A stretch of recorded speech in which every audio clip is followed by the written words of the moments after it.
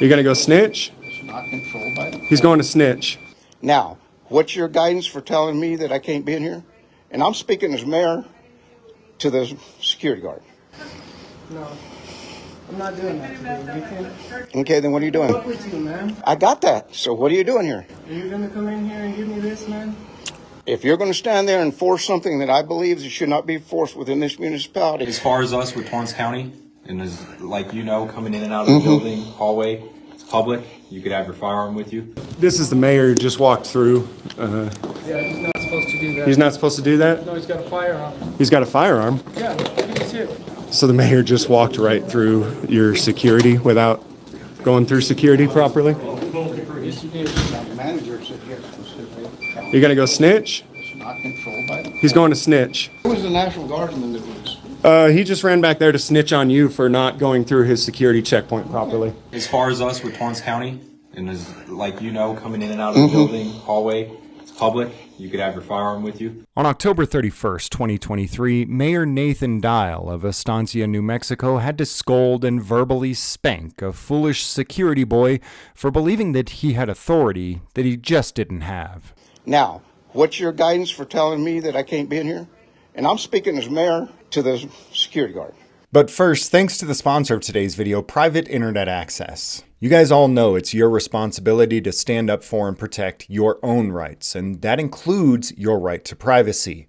If you want privacy, you have to create it. If you don't want people looking into your house from the street, you close your blinds or draw your curtains. And if you don't want hackers, businesses, and government watching everything you do on the internet, you use Private Internet Access VPN. Private Internet Access hides your IP address and safeguards all of your data by sending it through an encrypted tunnel. Private Internet Access is the only VPN I trust because they've proven time and time again in court that they don't keep logs of your activity on their servers, which means that even if the government does go to them and try to get your information, it's just simply not there. But it's not all business. Private internet access is great to use in your leisure time too. Let me show you what I mean. When you connect to your VPN, you can connect to the geographic location of your choosing, which can allow you access to content on the internet that you otherwise wouldn't have been able to get. Streaming platforms such as YouTube, Hulu, and Netflix have content available based on your geographic location, which means that content you may be able to get in the UK or Australia,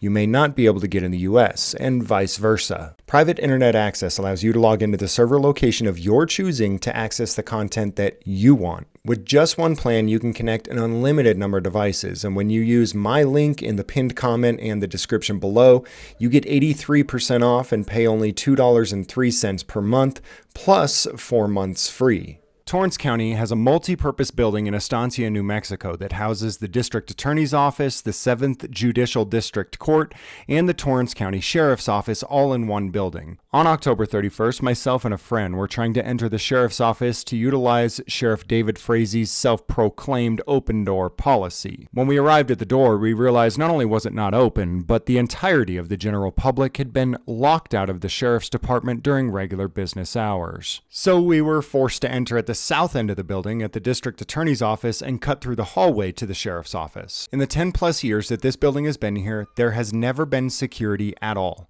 But on this day, a new security boy had been hired with the sole purpose of keeping me out of the building because I had previously published stories about the court exposing their corruption. Rather than changing their bad behavior, they've spent the past year trying to keep me from publishing more stories about them.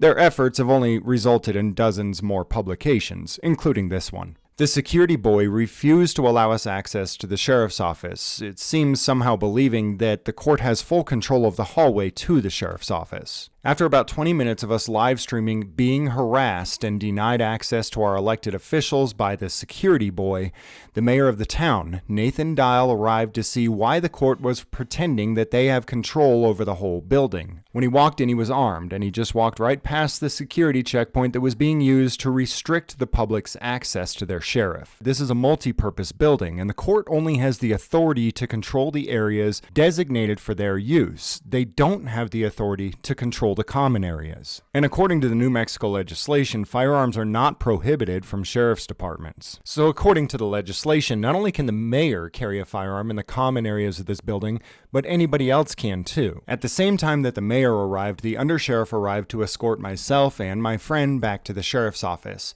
The security boy was trying to tell the mayor that he can't be armed in this multi-purpose building. Since myself and my friend had our own business to conduct, we had to part ways, but I suggested to the mayor that he start recording his own interactions with the security boy, because the District 7 court and their attorneys have a history of lying and trying to get people hurt. Notice also before we part ways that the mayor is talking to the undersheriff right here, and another deputy walks by. Nobody else in this building perceives any threat whatsoever or sees any law being broken. So the mayor just walked right through your security without going through security properly?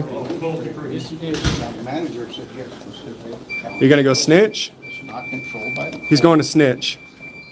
And from that wall that way belongs to. Yes, sir. How you doing, man? Good. Are you coming with us or are you staying out here? Are you I'm trying to live? figure out what's going on. Are you live? I'm not live. Oh, okay.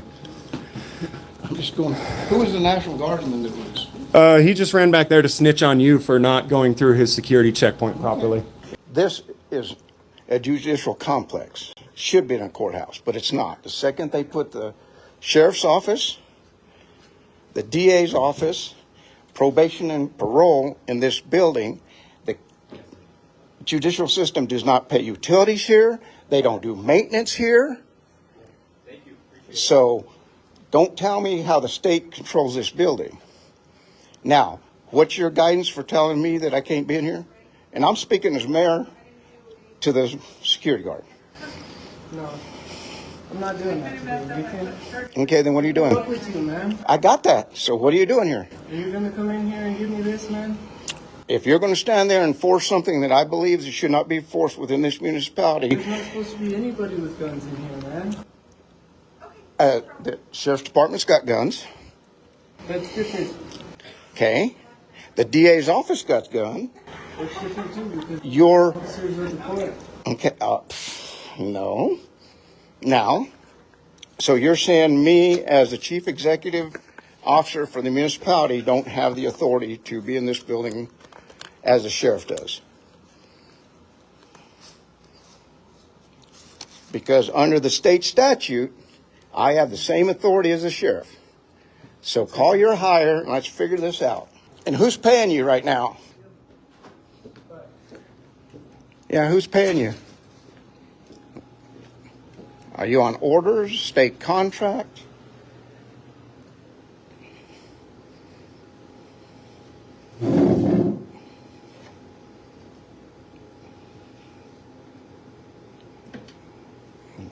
And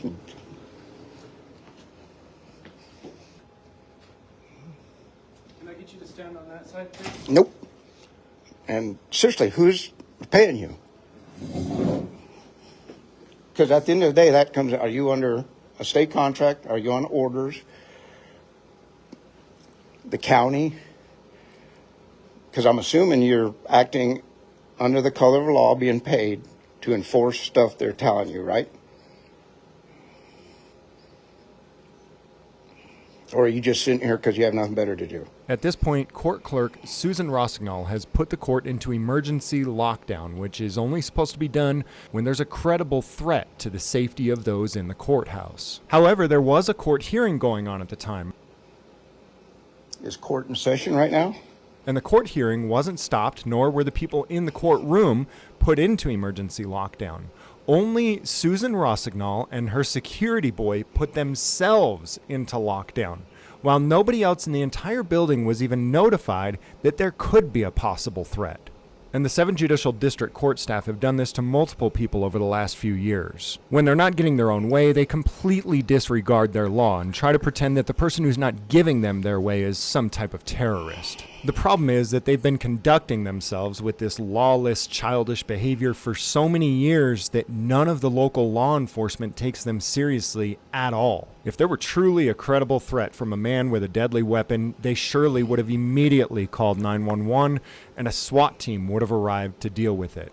But Susan Rosignoll didn't dial 911 because she knew there were no laws being broken, nor was there any credible threat. There are at least 3 sheriff's deputies in this building while this is going on, but Susan knows that they know she's full of shit. So instead of dialing 911, she calls a friend at the New Mexico State Police. Are they going in lockdown or something? Because to go in lockdown, you have to have a credible threat, and there's no credible threat here. We're having trouble finding Susan's call because we don't believe she actually called dispatch. Again, we believe she called a friend who notified dispatch. After Susan's call to her friend in New Mexico State Police, the New Mexico State Police dispatcher calls Torrance County Dispatch. Torrance County Dispatch. Hi, it's Alex with State Police. Yes. Hey, we're getting a report of a male subject by the name of Manson Dial. He's at the magistrate, or I'm sorry, let me see. He's at the district court office in Espencia, and he has a firearm with him, and he's in the building. And what is the first name? The first name is Manson, M-A-N-S-O-N. Last name Dial, D-I-L-E. And it looks like he's just refusing to leave. We're trying to get firearm description, because we don't know. She's actually asking right now. We've advised my units, but it looks like they're all coming from the Edgewood office. Okay. Oh, so it looks like it may actually, he's got a revolver on him. We're trying to see if it's on his person or where it is exactly. Okay. But they told him that it's a violation of their building policy, and they asked him to leave. And do you know if it's a judge that has asked him to leave, or? Let's see. It looks like. Okay, so it looks like Securtiy was actually the one that made contact with him and asked him to leave. Okay. And then it looks like Mason Dial, it's actually D-I-L-E. It looks like he's the mayor of Estancia, according to the call. Nathan Dial? That's the mayor. Oh, okay. Yeah, they put Mason. It may be Nathan, and maybe they may be just hearing it wrong. Okay. Right. And then I've got a clothing description for him as well.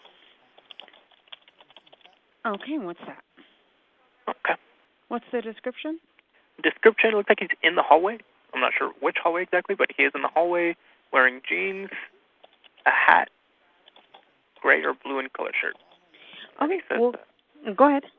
No, it says it looks like there was an issue with James Freeman. I don't know what the relation is to that, but he's just not in support of whatever gun laws or so. Okay. All right, we'll let the deputies know. Sounds good. Thank you. All right, you're welcome. Bye-bye. Bye. I'm assuming they went into lockdown mode because everybody's left. I don't know if they're calling 911. But once again, I don't know why this individual is telling people they can't come in this building. As mayor, I have the ability to enforce law as a sheriff does within this municipality. This building was paid by Torrance County taxpayers. It is maintained by the county. The utilities are maintained by the county. The Supreme Court puts zero money into this building, but they say they can control it. And I'm here to fight. We will not give up our rights in Estancia, New Mexico, in Torrance County. So let's see how far this goes. Nathan goes down the hall to the sheriff's office to find out if they've been dispatched. The judiciary and the attorney general has said they want to have me arrested, but we're trying to figure out what's going on. So apparently Estancia PD's en route. Well, they dispatched us. Okay, they're dispatching you. Well, it seems like everyone's in route, so I think state police is in route too. Okay. Yeah. Oh, state police. Let's get them involved too. Yes, sir. Sorry, I just dialed you. We're still on our way. All right, bye. Okay. So, as far as us with Torrance County, and as like you know, coming in and out of the building, hallway, it's public. You could have your firearm with you.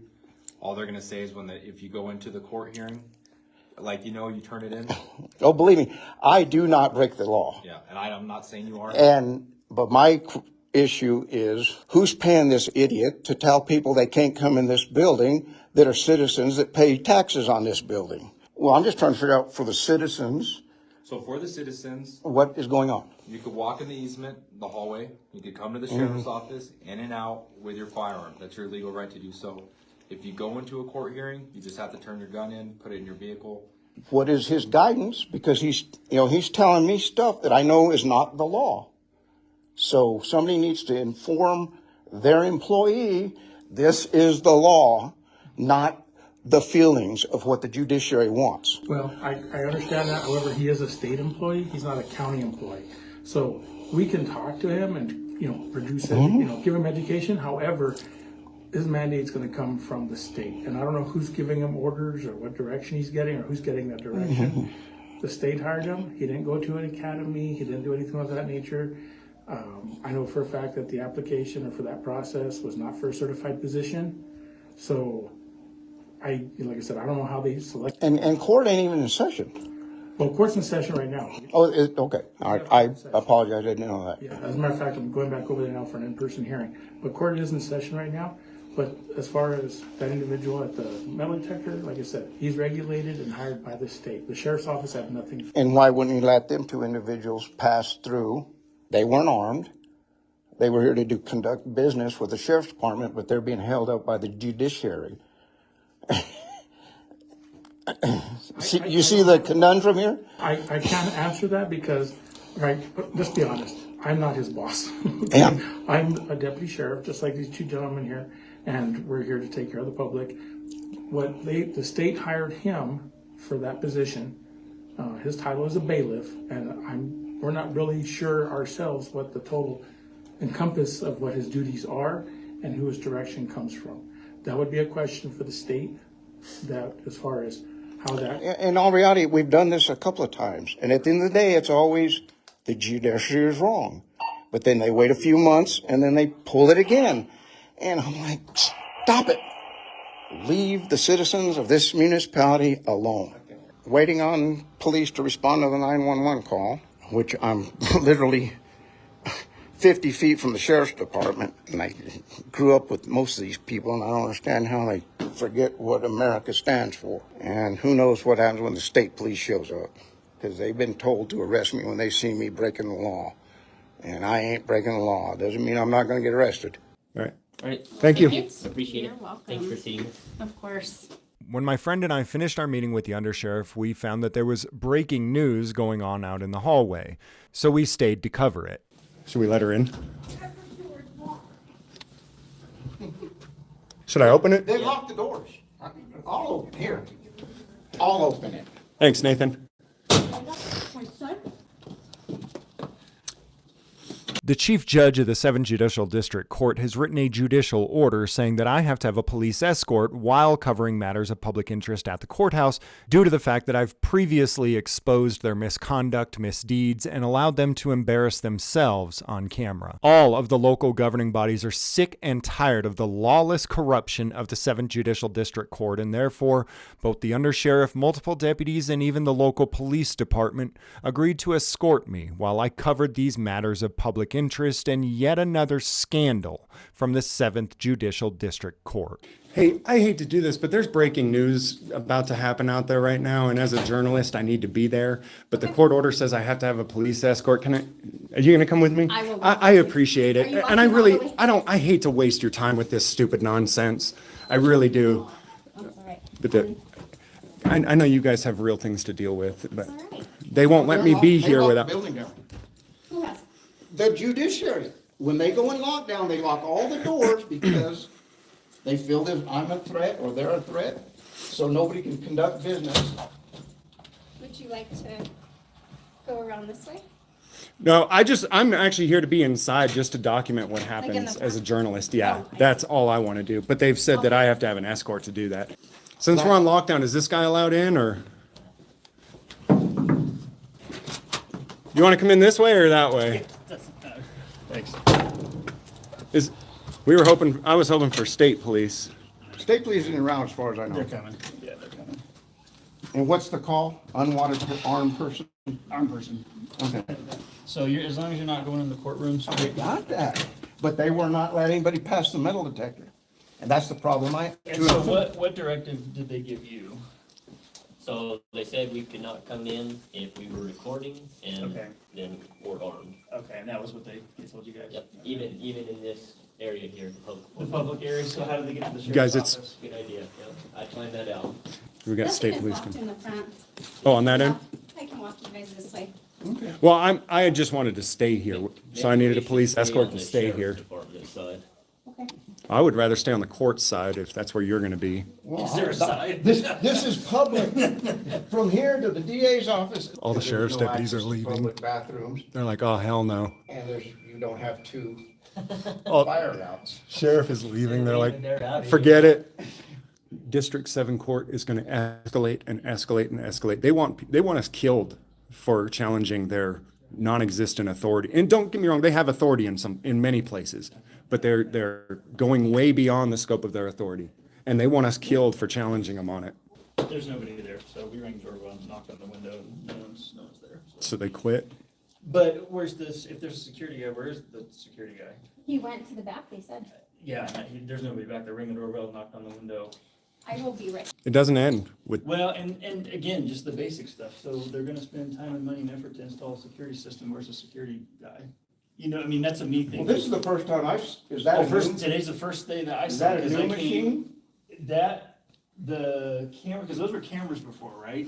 That were on the screen. Mhm. So like him looking at cameras and the person being there is all new. Yeah, That's all brand new. They've had metal detectors Oh, forever. forever, but I've never seen them used till today. This is the first time they had somebody there, but then he disappeared. As we see here, people start walking out of the courtroom because the court as a whole was not put into lockdown. Only the security guard and the court clerk Susan Rosignoll locked themselves in a closet to pretend that there was a threat to try to create some type of narrative. that's the new hearing officer. The undersheriff searches the entire building looking for court clerk Susan Rosignoll and her security boys so that she can inform them that no laws are being broken and that there is no security threat.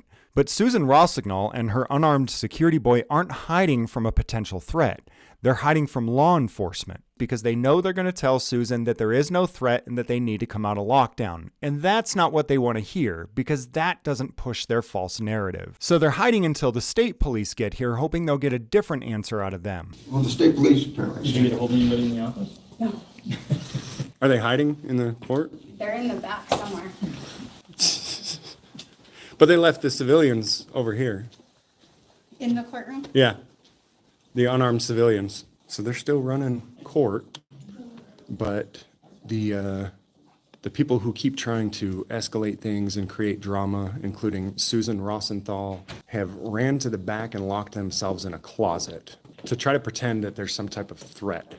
And then the rest of us are just here to be mowed down by the threat. This is the kind of dramatic nonsense that they've been pulling for so long. And this is part of creating a narrative. An issue they have is they want the sheriffs to bow down to them. But Yeah, also and they the won't do sheriff's Department, whether they don't actively fight them, which I wish they would. State police finally arrive, and while they know that the court staff are wrong about everything as far as the law is concerned, they still try to stand up for them in a way. Hey guys, how's it going? Don't know. You don't know? Nick Carlson. Nick and Dial, Mayor. Yeah, nice to meet you. How's it going, man? Good, how you doing? Good, Nick Carlson. James Freeman. I'm just documenting. James Collins. James Freeman. James Freeman. Freeman Collins. Yeah. You've known me for a long time. Yeah. I'm actually from. Yeah, that's what I heard. I'm trying to figure out why this judiciary has a guy that nobody knows his status, telling people they can't come into a public building, and then locking themselves behind a door and calling the state police when there's no laws being broke here. To overly simplify it is people got scared. And that's kind of what happened, caused the lockdown. So I'm making sure that everybody's locked down. Obviously, everybody's calm, everybody's cool. So that's the most important thing, is that we've established that everybody's safe and that there's no threat. So that's here. And then there's miscommunication with everything in life. This is just an exaggeration. There's 50 feet from the sheriff's office. He's dead. And if he's scared that he's got to call the state police, Well, I don't know who's scared, but all I can tell you, when people go into lockdown, it's because they are scared. And as far as who, I don't have that information yet. I don't know who actually called the lockdown, but that's why we're here. And then obviously, it is a state building. So no, this is a county building. Because of that. This is a county building. Okay, Captain. I spoke with, We can talk over here. Can we, My do you have body cams on? Yes, I do. You do too, sir? You got body cam on? Okay. Yeah, Can this you, is not a Yeah, just make sure not to mute it, please. Please. Because I need to request the footage and see what you guys are talking about in private. Okay, that's absolutely fine. Okay, I appreciate it, sir. Perfect, sounds good. Will you be able to come back and chat with us also when you're done there? Me? Yeah. Yes, sir. Okay, I appreciate it, sir. We can talk out here. That'd probably be the easiest, because I have a sergeant that's rolling up now. Okay. And the biggest thing is I want to let him know that it's not like. Yeah, no need to escalate. Yeah, and that's what I wanted to ask you about is how many false calls can somebody make before? That's what I was thinking. Because this is probably at least the 20th false call, at least. Third on me, at least. At what point do you stop responding to a liar? It should be criminal or something. And if it's such a threat, then why did they let the civilians meander through the hallway? Mm-hmm. And not warn anybody? They didn't tell them there was a threat. They did lock the doors. These ones over here? It was locked. Yeah. But everything is open. This, guys, for everyone watching live, I don't know what to do at this point. Literally, every time that the District 7 court has something going on that they don't like, it doesn't matter what the law is because they're completely outside of the law. They lock things down and they try to harm every single person in the community because one person in the community won't bow to them and lick their boots and do what they say. There's no law behind our orders. All the resources here for a false call. At what point do you arrest the caller? A few minutes later, the mayor, the Estancia Police, the New Mexico State Police, and the Torrance County Sheriff all got together to talk about what was going on here. But the District 7 court staff that caused this problem refused to talk to anybody. I have a lawsuit against the Seventh Judicial District Court, 2 of their judges, and 2 of their court clerks for violating my rights. After this incident, their attorney Jade Delfin with Garcia Law Group filed a motion with the federal court claiming that I walked into the courthouse on this day with a firearm, causing the courthouse to have to go into lockdown. In the next video, we'll go over this discussion with every single law enforcement representative in the state, as well as the motions that the District 7 court has filed with the federal court lying to a federal judge.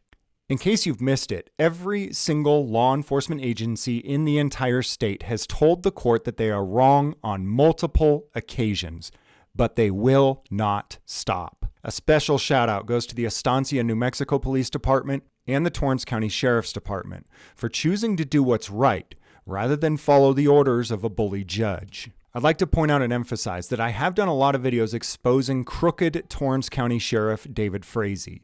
And yes, he is crooked. But as a hardcore critic of police, I want you to know that most of the deputies in Torrance County Sheriff's Office are nothing like their sheriff and go out of their way to educate themselves on the law and people's rights to make damn sure that they're not violating them. Some of these deputies have even openly defied orders from the sheriff, putting their own jobs at risk for doing the right thing. Most of the people in Estancia and Torrance County, including residents, law enforcement, and otherwise, want to keep a system of law and order, but the lawless thugs at the 7th Judicial District Court refuse to allow it. They seem to believe that if they bully and threaten us enough, that we'll just go away and allow them to be lawless thugs. Unfortunately for them, they're badly mistaken.